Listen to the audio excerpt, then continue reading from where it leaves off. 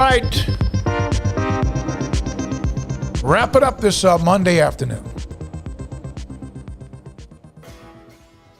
This is Paul Catalina's Top 5 at 5:55. Brought to you by Slapsticks Comedy Club, bringing the funny back to Waco. Tickets on sale now for our March 29th show at Rogue Media Network, May 29th show at Rogue Media Network. Construction coming along on the location on Highway 84.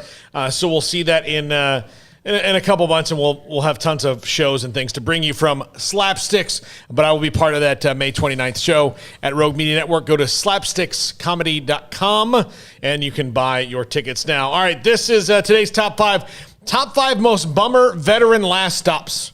And this is, I did not do the NBA. I just did Major League Baseball and the NFL here, because I didn't want to talk about Michael Jordan and the Wizards. But this is based on Albert Pujols going to the Dodgers, and maybe it'll work out fine for him. I don't know. But he was hitting like 185 before he left the Angels last week. So, number 5, Ken Griffey Jr., Chicago White Sox. What do you remember about that? I don't. Okay. That's why it's a bummer. Because even if I did, I wouldn't. Yeah.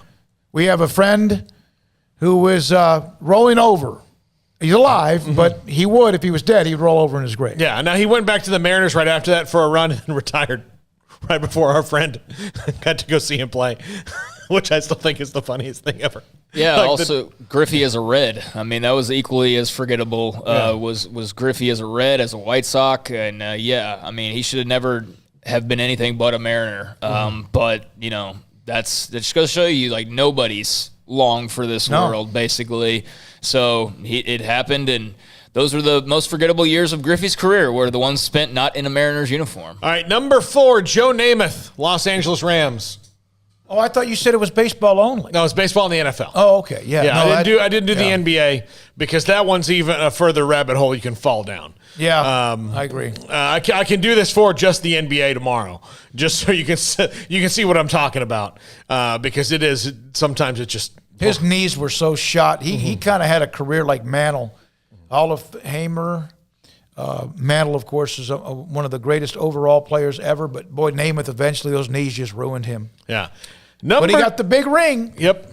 Number 3, Willie Mays, New York Mets. It's got to be 1. This is Paul's top 5. Although he went back to New York, that was the key. Yeah. Yeah. Oh, I'm not allowed to comment on it. I mean, you're allowed to comment, but I'm just telling you that's why I'm it's just not saying number that 1. should be number 1 to me. Yeah. But Willie Mays going back to New York where he started, that does make some sense, if any. All right.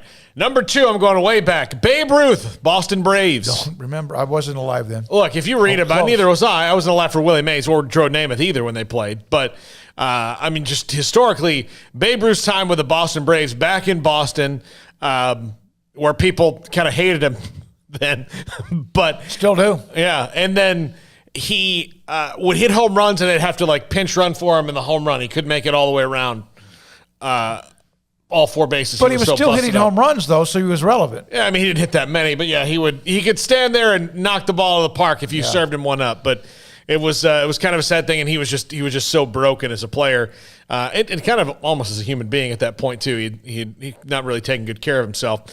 And number 1. I can't stand to see this. Emmitt Smith, Arizona Cardinals. I was wrong. Oh, you're right. It just doesn't like... Mays it too. Yeah. It doesn't like... When you see the pictures of Emmitt Smith in a Cardinals uniform, it doesn't look right, man. It doesn't look right. It did for some. I mean, I could have put Tony Dorsett Broncos on here, but it's a different generation. Too close to home. Yeah. So... You know, it's weird that Urban and Aikman never ended up playing anywhere else, but Emmett did. It's against a team that he used to... run all over, basically. Neither one of them had much of a choice, though, because they got knocked out of the league. Aikman was this close when Norv Turner was the coach of the Dolphins. Like I can't believe Favre was on this list. Who? Brett Favre. Oh, with the Jets? Vikings jersey. Yeah, but he won playoff games with the Vikings. Yeah. I'm sorry, it was just disgusting. The thing about Rice in Montana with Kansas City and the Raiders, they still played well. I mean, they had at least a really good year or 4. Rice did. Yeah, Emmett, and then Darren Woodson ended his. Was it Darren Woodson or Roy Williams? Roy Williams ended his career, correct? Yeah. Yeah. So.